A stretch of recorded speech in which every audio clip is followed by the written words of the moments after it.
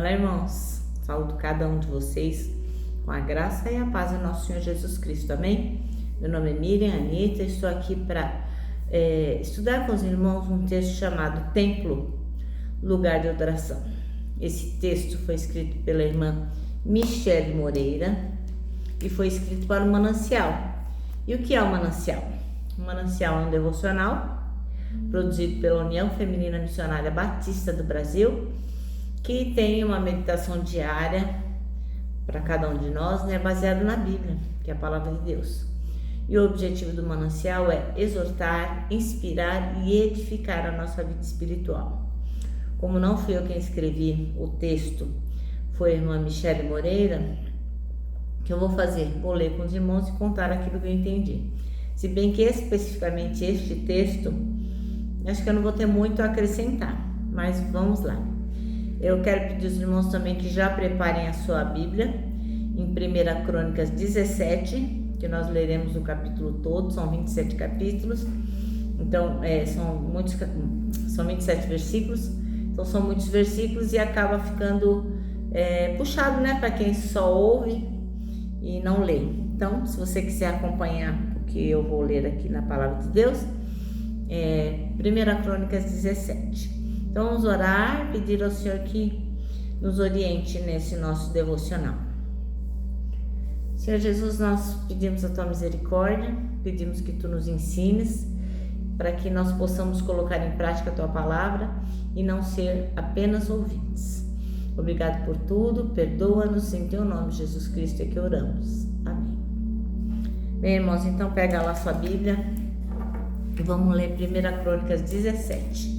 Que é uma aliança do Senhor, uma aliança que ele faz com Davi. E diz assim, quando Davi já havia se estabelecido em seu palácio, mandou chamar o profeta Natã e disse: Veja, moro num palácio, uma casa de cedro, enquanto a arca da aliança do Senhor está lá fora, numa simples tenda. Natã respondeu a Davi: Faça o que tem em mente, pois Deus está com o rei. Naquela mesma noite, porém, Deus disse a Natã: Vá e diga a meu servo Davi que assim diz o Senhor: Não será você que construirá uma casa para eu habitar. Desde o dia em que tirei os israelitas do Egito até hoje, nunca morei numa casa, sempre acompanhei o povo de um lugar para o outro numa tenda, no tabernáculo.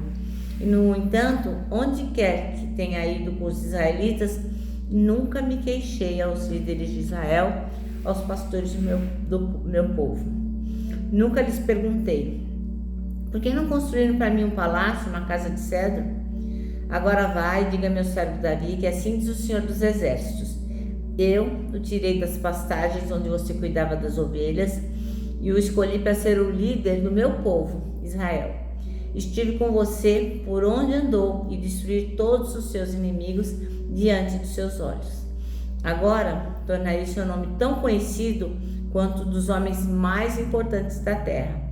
Providenciarei uma terra para o meu povo Israel e os plantei num lugar seguro, onde jamais serão perturbados. Nações perversas não os oprimirão como fizeram no passado, desde o tempo em que nomeei juízes para governar meu povo Israel. Também derrotarei todos os seus inimigos. Além disso, eu declaro que o Senhor fará uma casa para você, uma dinastia real, pois quando você morrer e se reunir aos seus antepassados, escolherei um dos seus filhos da sua própria descendência e estabelecerei o reino. Ele é que construirá uma casa para mim e estabelecerei seu trono para sempre. Eu serei seu pai e ele será meu filho. Jamais retirarei dele o meu favor, como retirei daquele que governou antes de você. Eu confirmarei para sempre, como rei sobre minha casa e sobre meu reino, e seu trono será estabelecido para sempre. Natã voltou até Davi e contou ao rei tudo o que o Senhor lhe havia revelado. Oração de gratidão de Davi. Então o rei Davi entrou no santuário, pôs-se diante do Senhor e orou: Quem sou eu, ó Senhor? E o que é a minha família para que me trouxesses até aqui? E agora, ó Deus, como se isso não bastasse, dizes que darás a teu servo uma dinastia duradoura? Como alguém pode ser tão privilegiado, ó Senhor Deus? Que mais posso dizer sobre o modo como me honraste? Tu sabes como teu servo de fato. Por causa do teu servo, ó Senhor, e de acordo com a tua vontade, fizeste todas essas grandes coisas e as tornaste conhecida. Ó Senhor, não há ninguém igual a ti. Jamais ouvimos falar de outro Deus como tu. Que outra nação na terra é como teu povo, Israel. Que outra nação, ó Deus, resgataste da escravidão para ser teu povo. Engrandeceste teu nome ao livrar teu povo do Egito. Realizaste milagres impressionantes e removestes as nações do caminho do teu povo. Escolhestes Israel para ser teu próprio povo para sempre. E tu, Senhor, te tornaste seu Deus. E agora, Senhor, sou teu servo. Faze o que prometeste a meu respeito e de minha família. Confirma-o com uma promessa que durará para sempre. Que o teu nome seja estabelecido e honrado para sempre, a fim de que todos digam: o Senhor dos Exércitos, Deus Israel, é Deus para Israel. E que a dinastia de teu servo Davi permaneça diante de ti para sempre.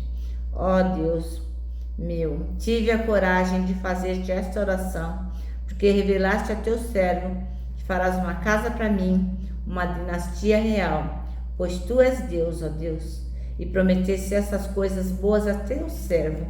E agora que seja do teu agrado abençoar a casa do teu servo, para que ela permaneça para sempre diante de ti. Pois quando concedes uma bênção ao Senhor, é uma bênção para sempre. Amém? Bem, irmãos, o nosso versículo é o 12, que diz assim: será ele quem construirá um templo para mim, e eu firmarei o trono dele para sempre. Então a irmã Michele Moreira disse que ela tinha um sonho, um projeto, que era de construir uma casa para o serviço de Deus.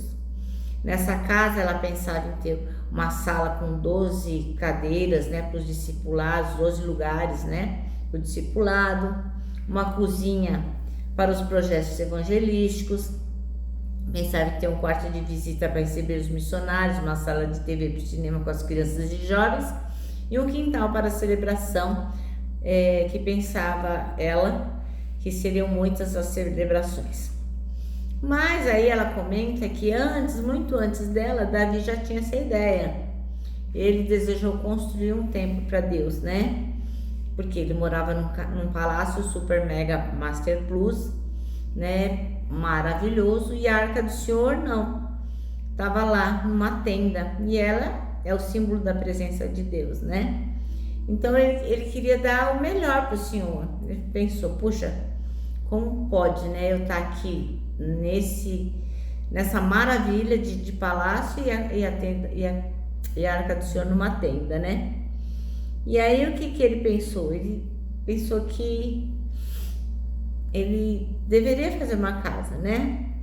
Mas na verdade aconteceu o contrário. Em vez de Davi fazer uma casa para Deus, foi Deus que prometeu a Davi que a sua dinastia não teria fim e que o filho dele, no caso Salomão, né, que ainda não havia nascido, construiria um templo para ele e o seu trono seria para sempre. A gente sabe que Salomão realmente construiu um templo para Deus, um lugar para adoração, né? Porque no reino de Salomão havia paz. E lá em João 2:21 a gente lê assim, ó: porém, o templo do qual Jesus estava falando era o seu próprio corpo. Qual que é essa analogia? A gente entende que o templo era o corpo de Jesus, onde repousava o Espírito de Deus, como está em João 1:32, que diz assim. E João continuou: eu vi o Espírito descer do céu como uma pomba e parar sobre ele. Então, a gente entende que o corpo de Jesus era onde repousava o Espírito de Deus. E é a dinastia de Jesus Cristo que nunca vai ter fim. Jesus, a raiz de Davi, né? Como está em Apocalipse 5:5. Então, um dos líderes me disse: não chore, olhe, o leão da tribo de Judá, o famoso descendente do rei Davi, conseguiu a vitória e pode quebrar os 7 selos e abrir o livro. Então, Jesus terá um reino que não tem fim, né? E ele é a raiz de Davi. E ele rendeu perfeito louvor ao Pai. Então, em Atos 2,38, a gente lê assim, ó: arrependam-se e cada um de vocês seja batizado em nome de Jesus Cristo para perdão dos seus pecados e receberão o dom do Espírito Santo. Então, é o que Pedro está falando à multidão no dia de Pentecostes.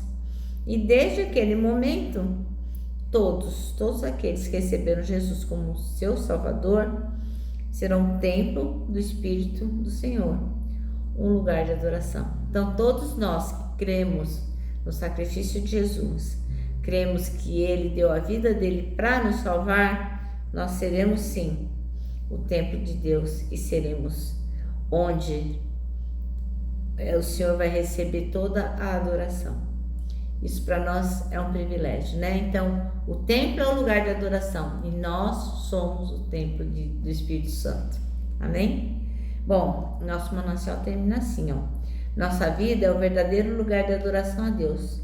Consagremos-nos para seu serviço.